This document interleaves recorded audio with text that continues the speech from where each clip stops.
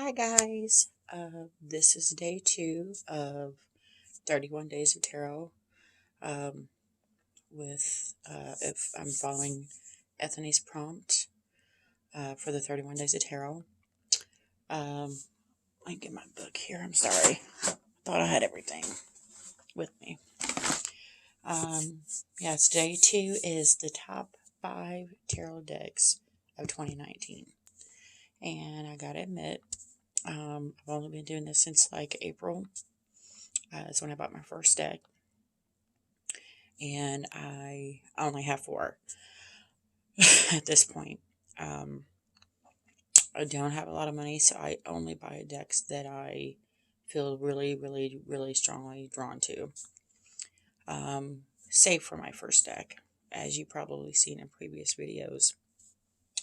I woke up one day in April just needing a tarot deck. Didn't know why. Didn't understand the whole process.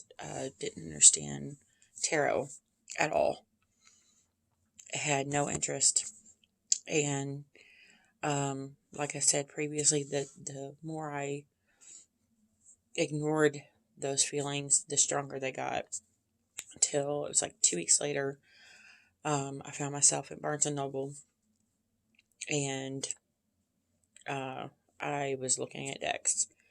Now the first deck I bought was the Radiant Rider-Waite.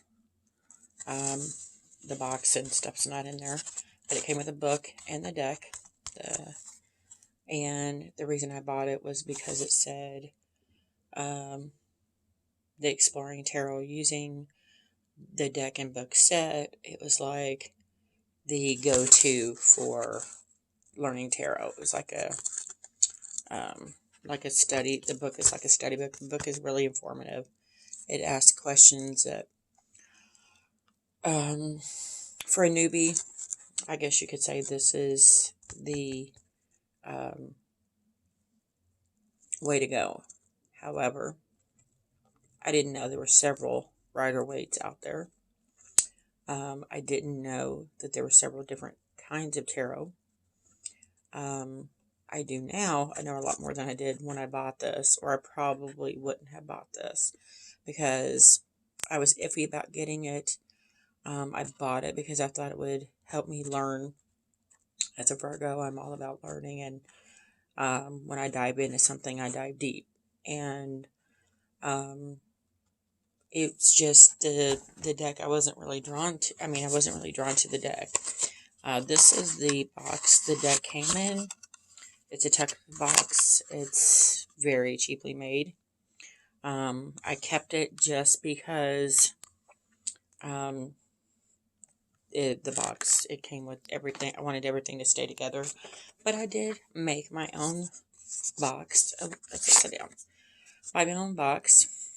I have a picture of actually a picture I printed off and glued on. It's the 8 of Swords. As you've seen in my previous video, I'm kind of stalking the 8 of Swords. Is it actually just like a little gift box I found at like the dollar store, and I painted it blue everywhere. And because of the backs are blue, dark blue with stars, so I just put some stickers on here. And I will say, for my first box, it's pretty nice. The paint made it feel thicker. It's this very sturdy box. I edged, I don't know if you can tell, my lighting is really not great, but I edged it in like a light yellow to kind of bring out the star colors. Plus there's a lot of yellow in the deck, so it just made sense. But these cards are bright, beautiful cards, and they're in order right now because I put them in order.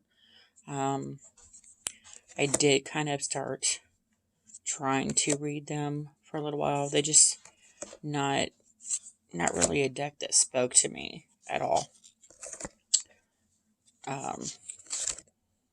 The only card in the deck that really spoke to me at all was the 8 of Swords.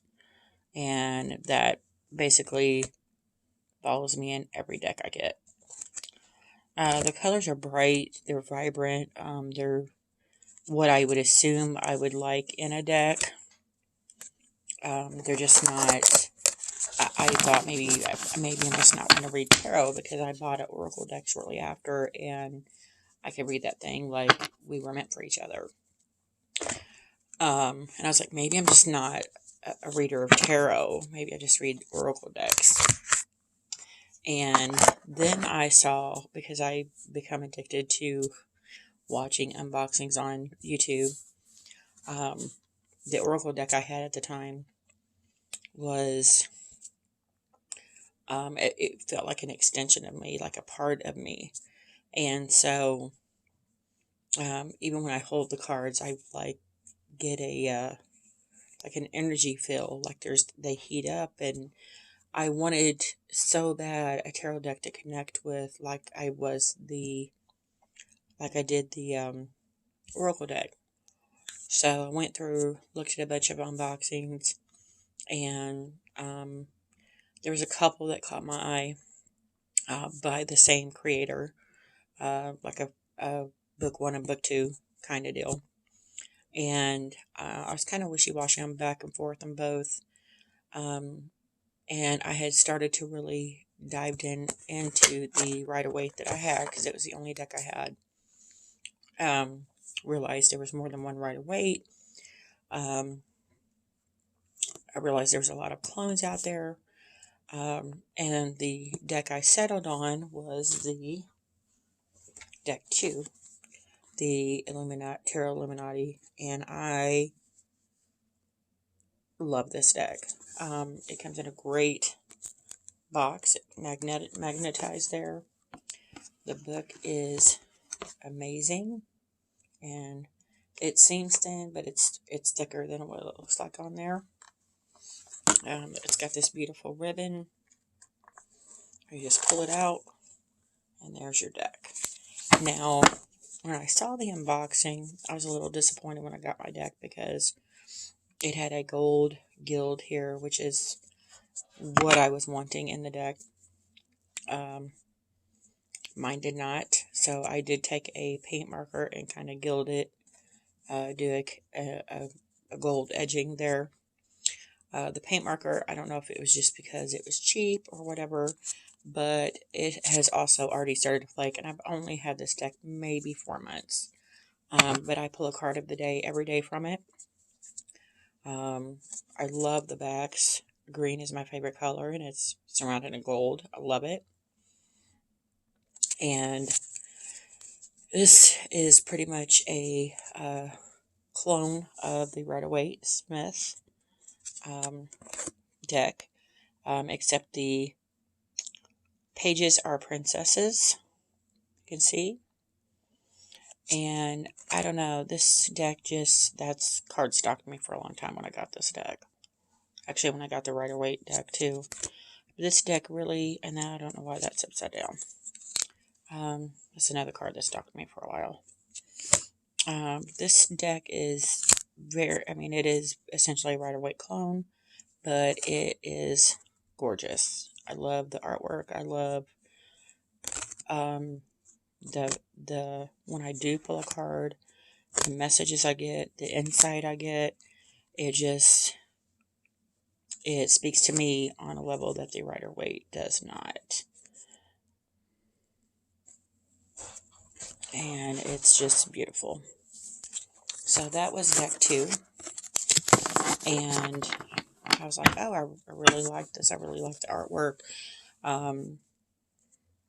It speaks to me on not a beginner level, maybe another level, from a step up from beginner. And I really like it. It's easy to read, and what I found interesting is comparing whatever I pull as a card of the day to the Rider-Waite Smith. It helps me kind of discern the Rider-Waite Smith better. I really don't touch the Rider-Waite Smith at all anymore. It's just,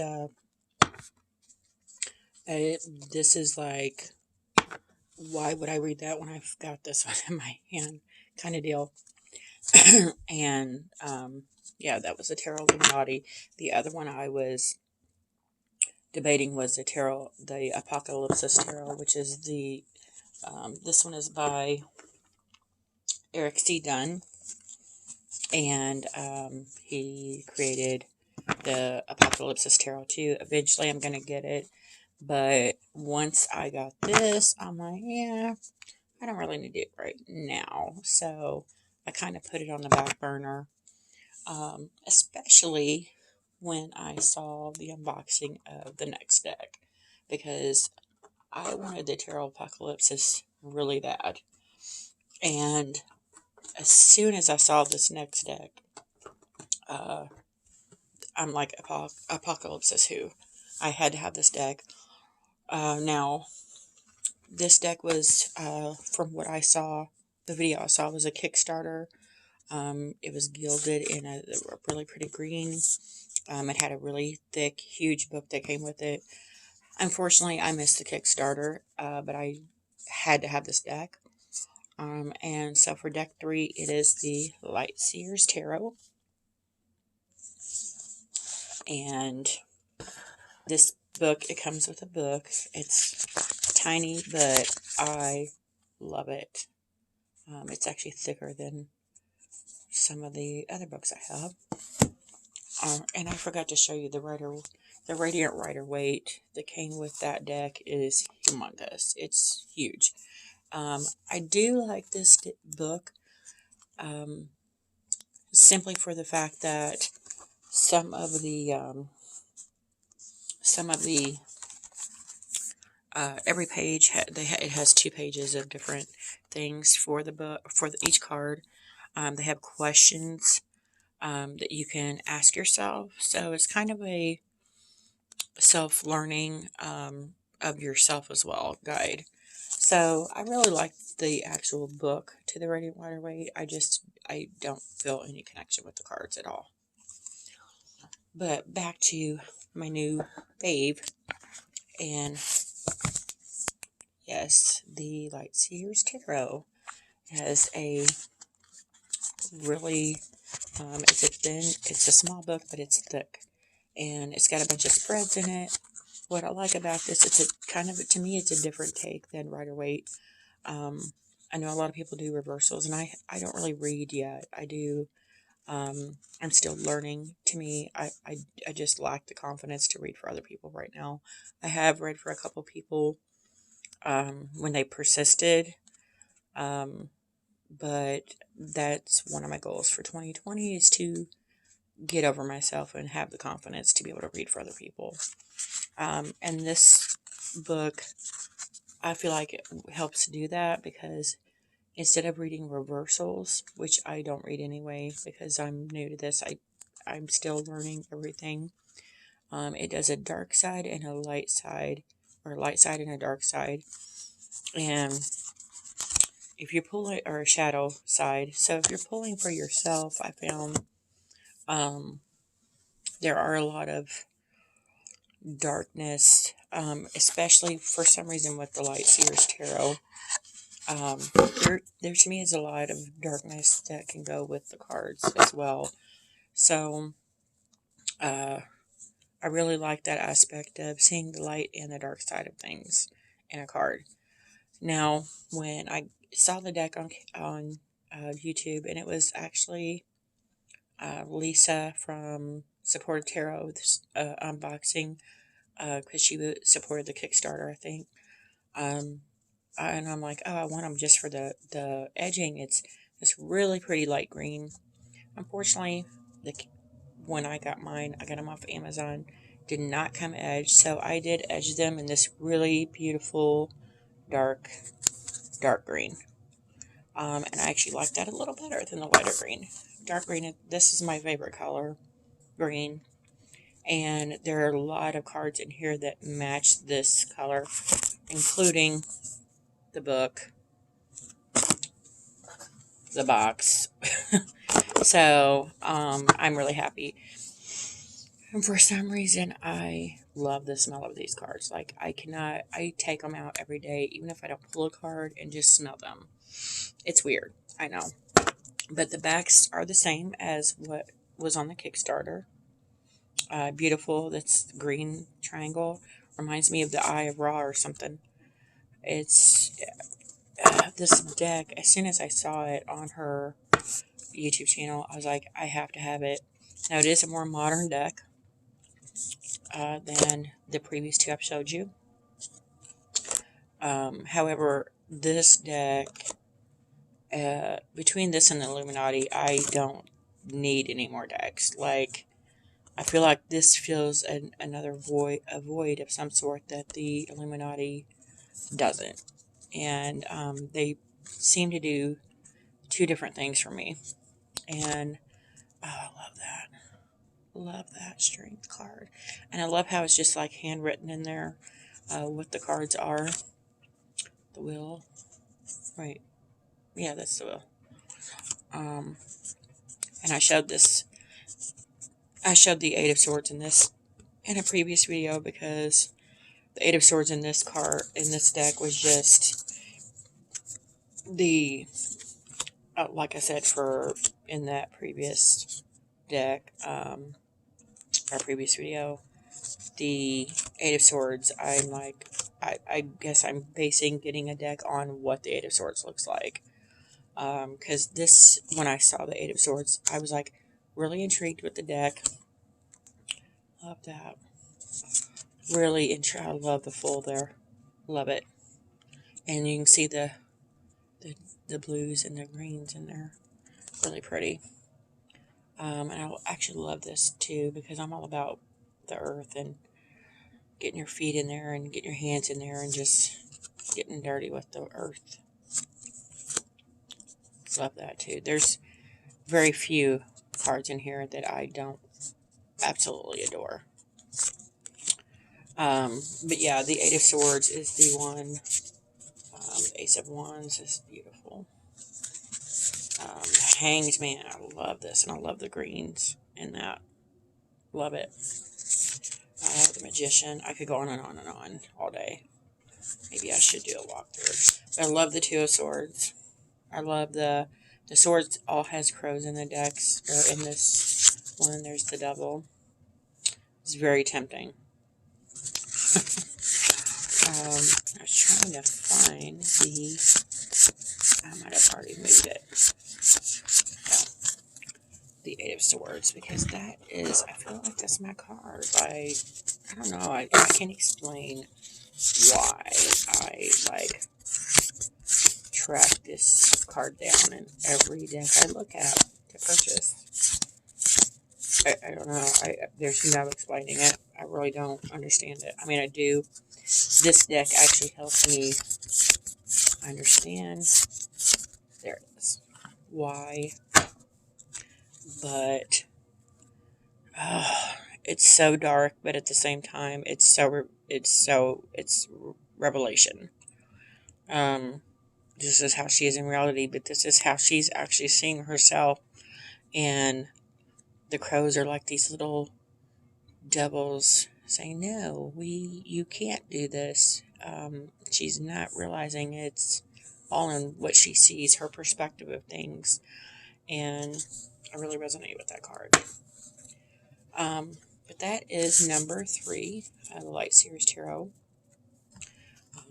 I honestly, at this point, because I've actually been pulling more of these cards than I have the Illuminati, I still do the card of the day for the Illuminati, but at night I will do a personal read on myself, just random cards, and it's so telling. I don't know between the two which deck I like more. I honestly don't. They're both amazing decks, I think. And last but not least, sorry, I got a cough drop. I was coughing really bad earlier. I think I'm trying to catch a cold. But yeah, we have one day it's 20 degrees, the next day it's 60, so I wouldn't be surprised if I'm getting sick. So,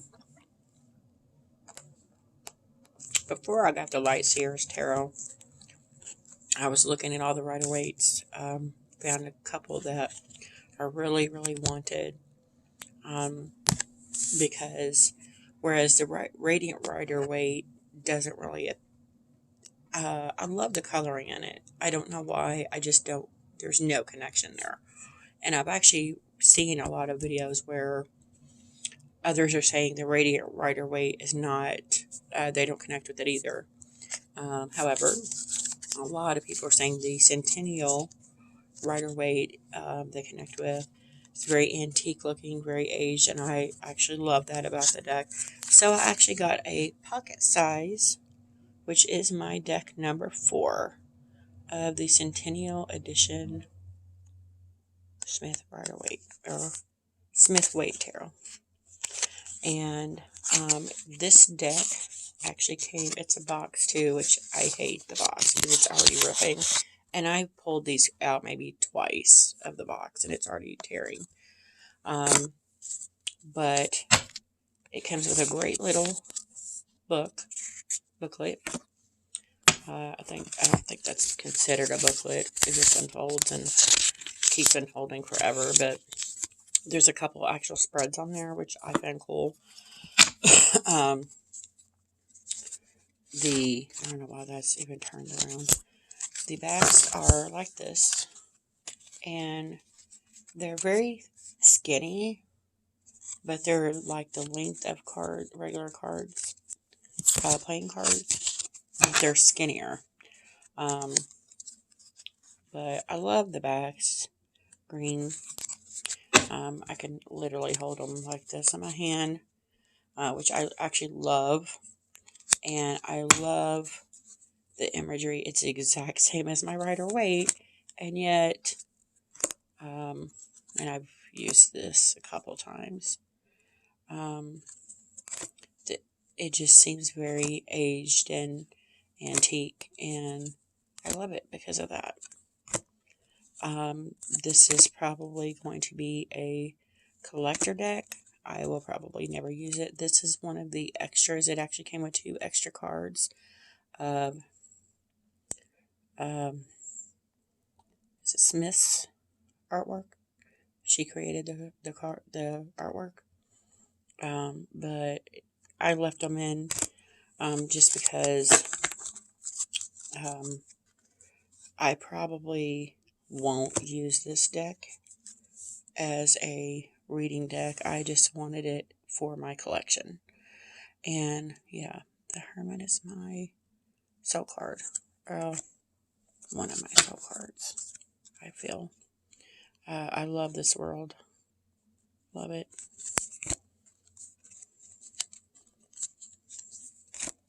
Love all these cards.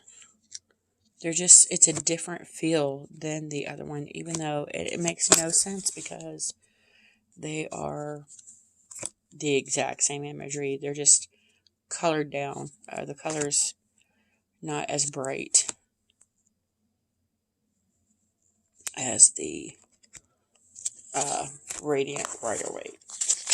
I don't know. They just have a different feel to them. And as soon as I saw these, I'm like, I have to have those. I now want to get the borderless. Having a hard time finding it. Because you apparently just can't go on Amazon and find it. I've looked. Can't find it. But that is the Centennial Rider-Waite. And that is my 4 decks. I'm excited for what 2020 is going to bring. I do have the Mucha Tarot on its way to me. I bought off a discount store, which is where I bought these cards. So they may come small like this as well. I bought a couple different Oracle decks out there that I was disappointed in because they were tiny cards instead of the regular size, and that's not what they advertise. However, the deck was super cheap compared to where I would get it on Amazon or otherwise. And so I'm going to see how that works out. I might do a walkthrough on that. I'm actually really excited about that deck. I've seen it for quite a while. on walkthroughs and stuff, and I think it fills the antique look that this deck does. But it probably is one that I'm going to work with versus this one is just going to be like a collector. Now I have to say I'm collecting because this is the only deck that I have found that I knew going in I would never use. Because I only buy decks that I'm really drawn to. And I was really drawn to this one just because the artwork is so beautiful. And so that is my 4 tarot decks. Can't wait to see what we're going to do in 2020. So you guys have a great night and stay tuned for day 3. If you like this, please like. If you want to see more videos, subscribe. Thanks and have a good night.